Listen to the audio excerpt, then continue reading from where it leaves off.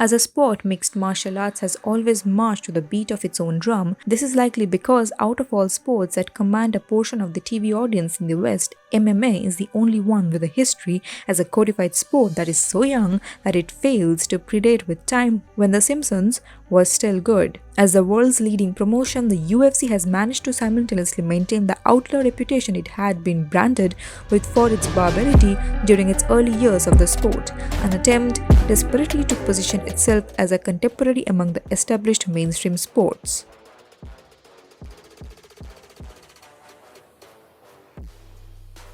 Before we start with the countdown, please don't forget to subscribe to XTREMEJAWs and press the bell icon to watch our videos first. Number 8.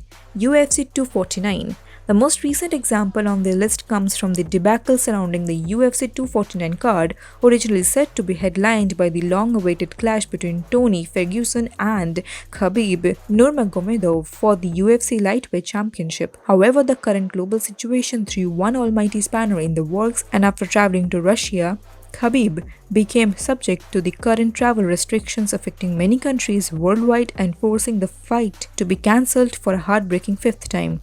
So one would assume that without its marquee attraction that UFC 249 would just not go ahead or at least be rescheduled for some time in the future, right? Wrong. Dana White announced that lightweight contender Justin Gaethje would step in place of Khabib, and the fight would be contested for the interim UFC lightweight championship at an undisclosed location that was later revealed to be the Tachi Palace Casino Resort. Number 7.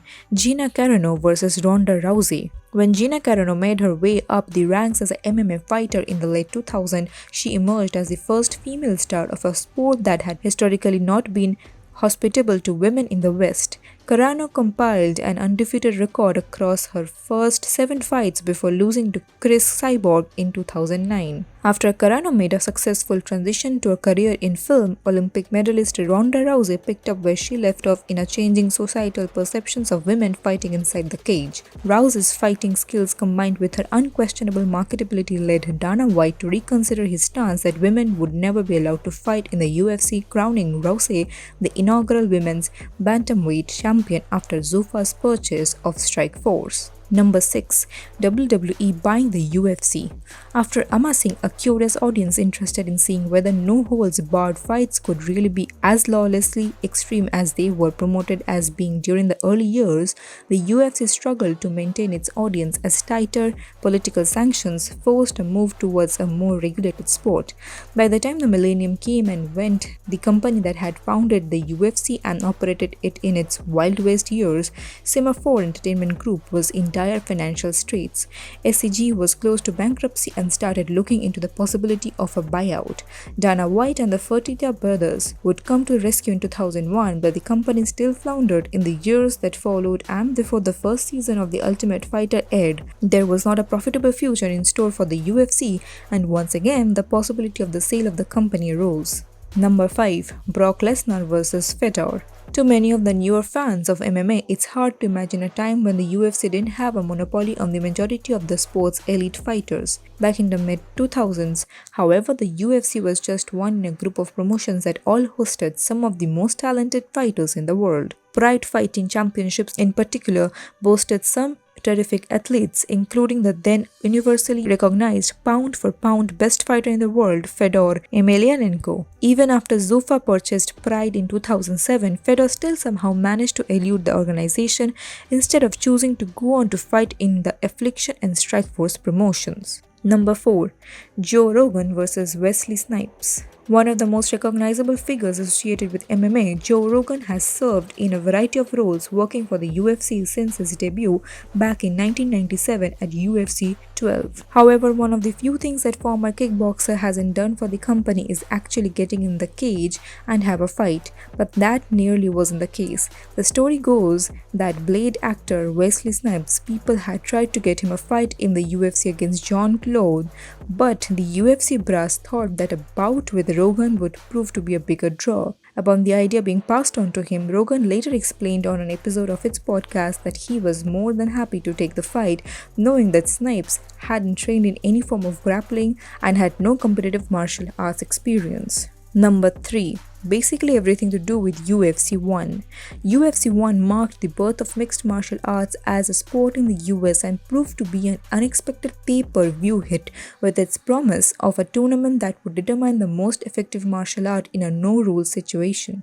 Now, of course, there were actually rules in the original event, and accusations have been made in the years that have followed. The UFC 1 was as much as informational for the effectiveness of Gracie Jiu-Jitsu as it was a legitimate intermartial art competition. But it's hard to deny that without this ultraviolet inception, MMA wouldn't be nearly as popular today, that is, if it even existed. But despite the seemingly straightforward concept of throwing guys in a cage with a threadbare rule set, discussions held prior to the inaugural event could have added a variety of gimmicks to the show. Number 2.